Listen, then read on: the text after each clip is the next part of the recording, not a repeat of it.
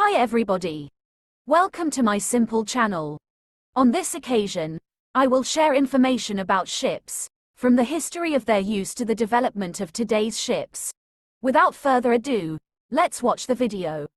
The history of the development of ships is an interesting topic to discuss.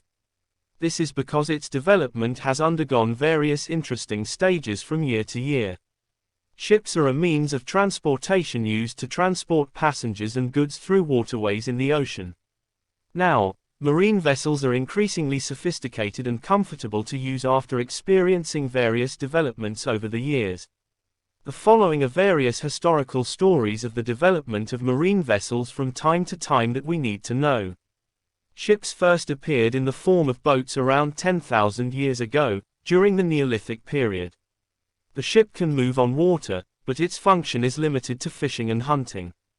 Archaeologists found that the oldest boats were usually made of tree trunks with very simple stone tools.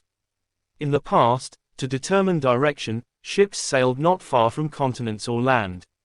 However, after the development of science, in the end, the crew members used the stars as navigational aids, with aids in the form of compasses and maps.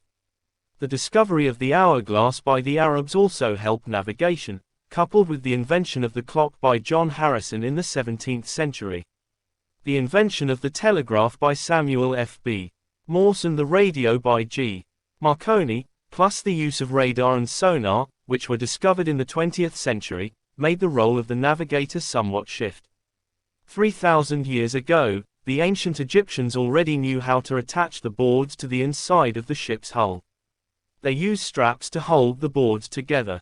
Then, between the boards, grass and reeds are placed to strengthen the arrangement. In the early 18th century, the French Navy began developing the ship of the line, a new ship that could accommodate about 74 guns. This ship managed to become the backbone of the entire fleet in Europe. The ship has a length of up to 56 meters and requires 2,800 oak trees for the building and 40 kilometers of rope.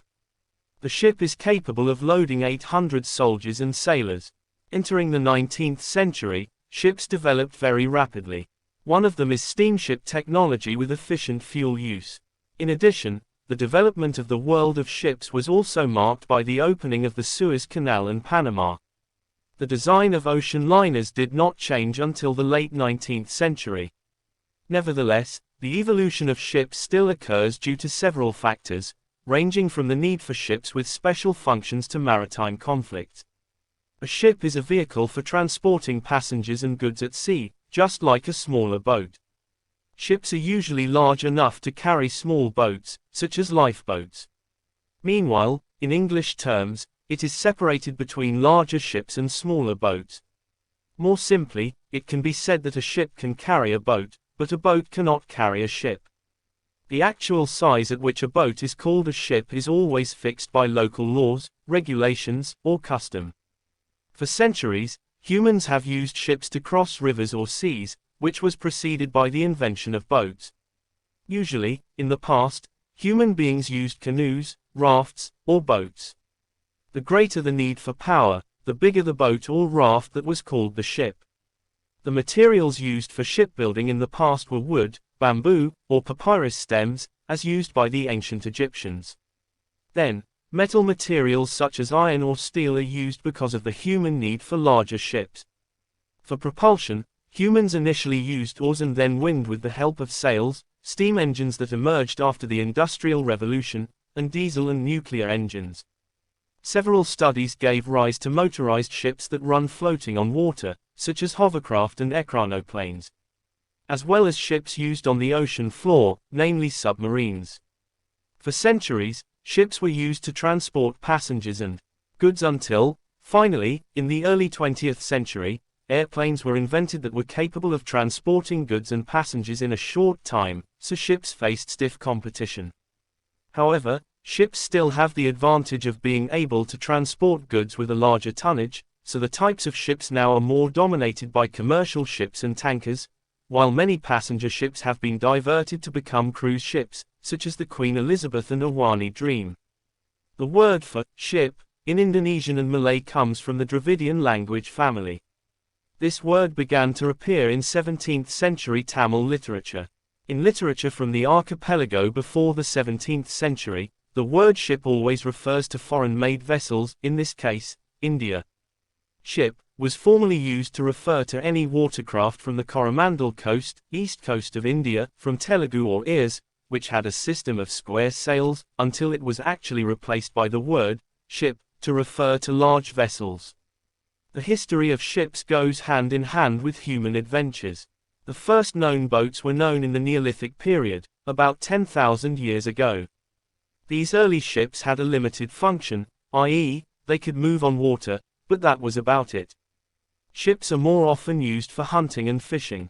The oldest canoes found by archaeologists were many made of coniferous tree trunks using simple stone tools.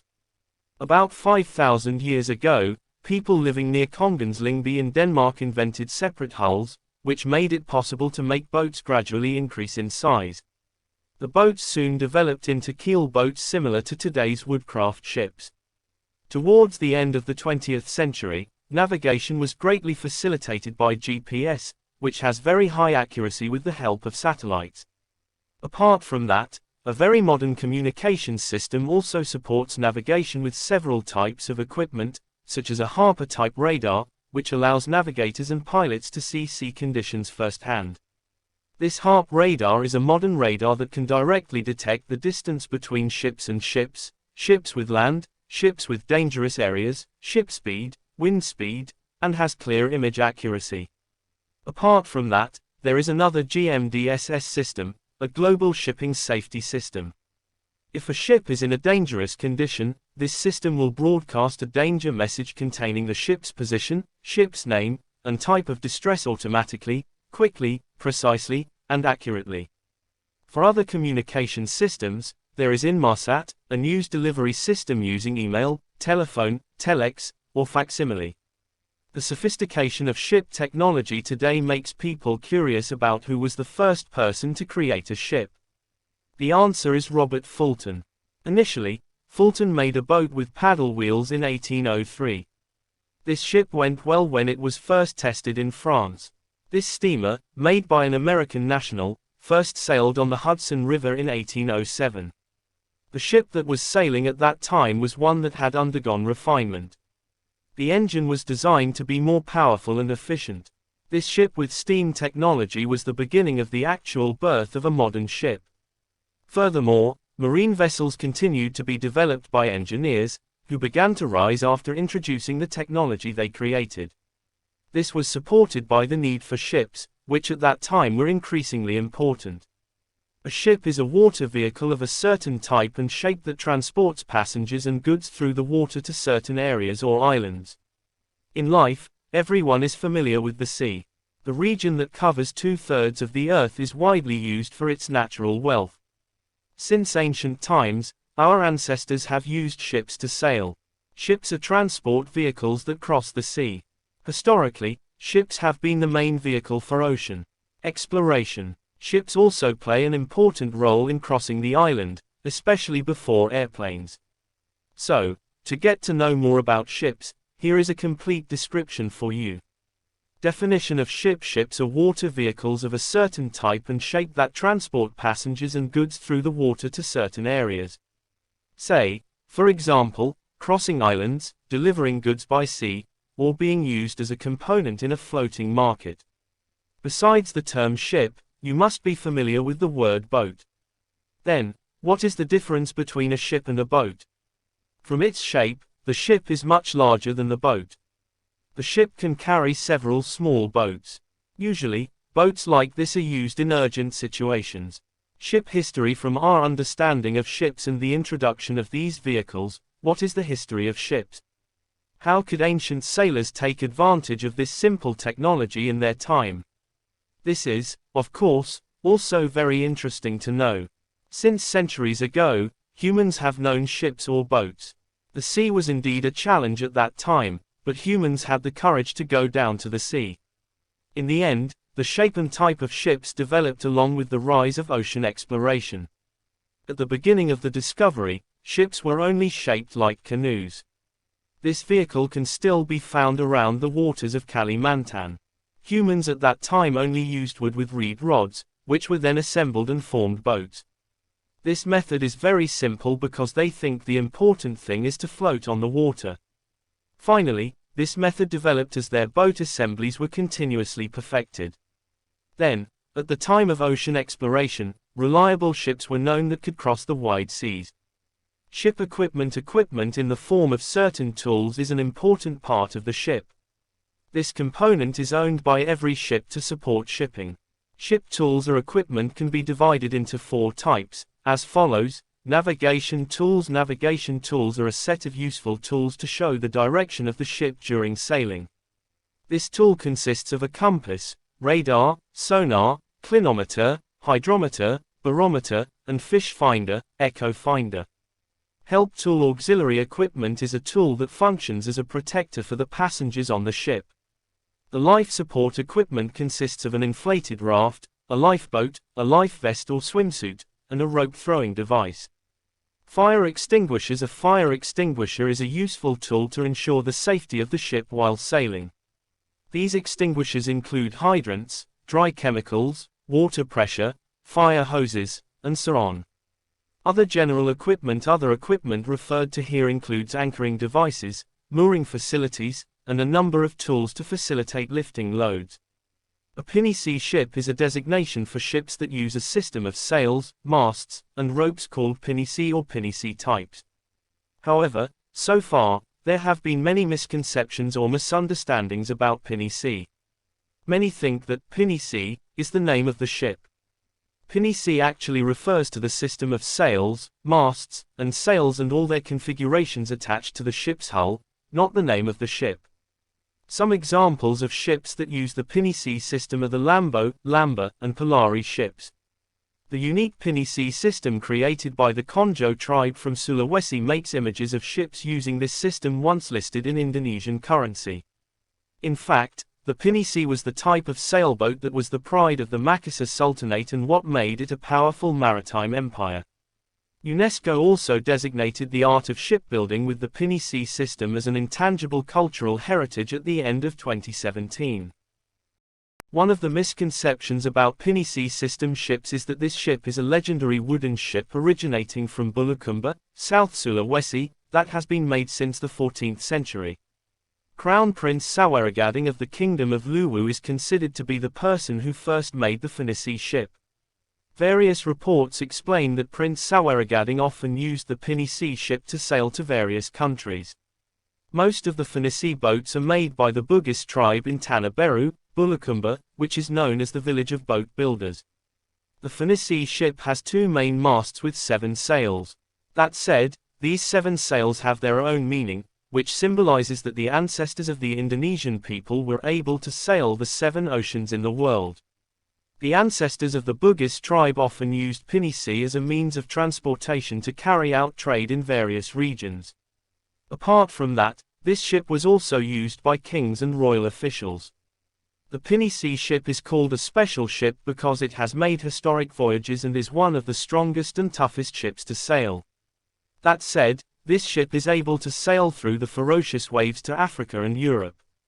Pinnace is also what makes the people of Sulawesi known as accomplished sailors. Although it is believed by many that ships with the pinnace system have existed since the 14th century, there is no evidence to support this statement. A study has revealed that the ship belonging to Prince Sawerogading that was used to sail to various countries was not the pinnace but the Wellenrengange boat. In addition, pinnace was first created not by the Bugis but by the Konjo tribe in Tanah Beru, Bira, Ara, and Lemo Lemo in Sulawesi. Nevertheless, the Bugis also used these ships for inter-island transportation and fishing needs. According to local tradition, the name pinnace was given by King Talo and comes from a combination of 2 words, namely pikuru, a good example, and binisi, a type of small fish that is agile and tough. In addition, there are also those who argue that the name comes from the Bugis language, panasi, which means insert. Another opinion believes that pinnace comes from the German Pinas, which refers to a small sailing ship.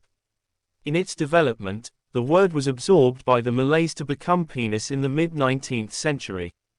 Historical sources containing the word pinisi were discovered around the 19th century. While the first native Sulawesi pinisi is estimated to have been built in 1906 by boat craftsmen from Ara and Lemo villages in South Sulawesi, a ship with a pinisi sailing system has 7 to 8 sails on 2 masts that stand fore and aft. However, the pinisi sail system is actually not really new but imitates the European schooner ketch sail system.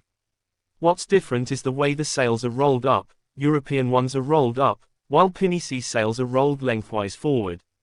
The most traditional pinisi boats were made with Pajala-type hulls, which later developed into the Polari pinisi type. With the increasing need for transport space, in the 1950s, pinisi boats in South Sulawesi were no longer built on raised small hull types but on specially designed hulls. After the Indonesian economy began to revive in the late 1970s, the pinisi ship experienced its heyday. The Polari pinisi hull was replaced with a Lambo hull. There is a lot of evidence showing that the maritime culture of the archipelago has been going on for a very long time. This is like proving the lyrics of a song that was quite famous in childhood, namely, "My ancestors were sailors." The Indonesian nation has long been known as a great and tough sailor. It is not surprising that this nation has many types of traditional boats. This can be seen in the variety of traditional boats from Sabang to Merauke.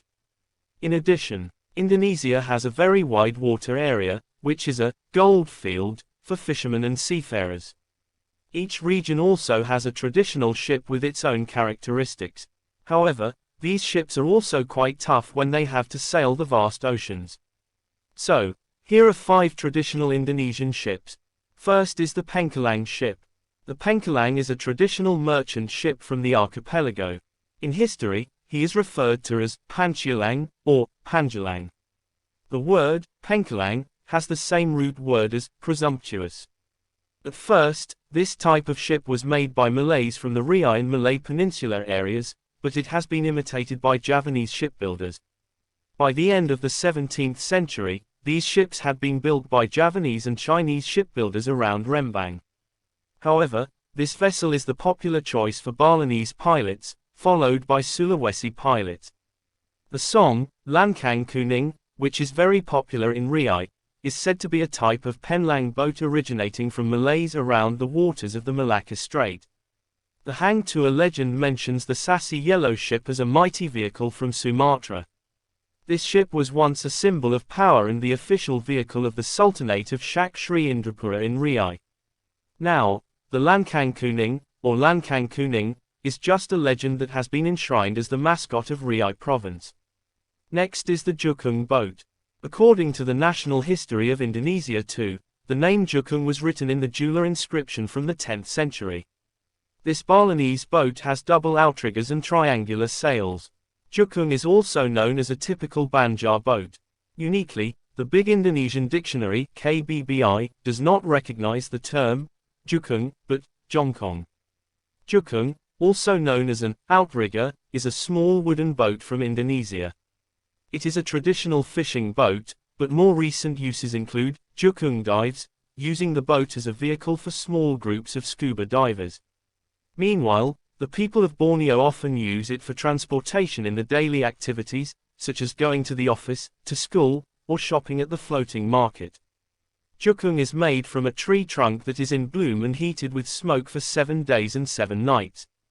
The origin of the existence of the Jukung ship was that it began when all corners of Kalimantan were still surrounded by dense forests. The Dayak and Malay Banjar tribes then used the wood in the forest to make Jukung. In the late 1980s, there was a voyage of more than 1,000 nautical miles, 1,852 kilometers, on an open boat with a crew of 9, sailing from Bali to Darwin across the Timor Sea. The crew hails from New Zealand, Australia, the US, the UK, Japan, France, Germany, the Netherlands, and Indonesia. This was a 3-month expedition masterminded by Bob Hobman, filmed and made into a documentary called Passage Out of Paradise, presented by the National Geographic Society as The Great Jukung Race. Next is the Sandaku ship. Commonly called the Sandaku, this typical Mandar boat has a slender hull, double outriggers, and a stem post sticking out to make it look like a Viking ship. Sandik has a length of 5–16 meters. These boats are known for their speeds of up to 40 km per hour, the speed needed to chase tuna. Sandaku is synonymous with Mandar, one of the tribes in this country that inhabits the western part of Sulawesi Island. Like other tribes living in coastal areas, the life of the Mandar people is very close to marine life. Not surprisingly, this tribal community is very good at carrying out all activities that smell of the sea. The model is slender, 6 to 9 meters long and 1.5–2 meters wide, with a pointed bow and stern shape. The bow and stern are called pakong, namely Pakong Uluang for the bow and Pakong Palaming for the stern. And the name Sandaku itself is taken from the Mandar language, Sande, which means pointed. The first appearance of this boat is thought to have taken place in the 1930s in Pambujuang, a seafaring village in Balanipa district, now. Another amazing thing about the Sandaku is its speed, which is said to be the fastest traditional boat in the world. In recent years, the Sandaku boat has also been contested for its speed. The most prestigious event that is held annually is the Sandaku Race. Every August, dozens of Sandaku boats compete over speed, prestige, and, of course, money. The race starts in Mamuju district and ends in Makassar. The competition was held to commemorate Indonesia's Independence Day, which falls on August 17.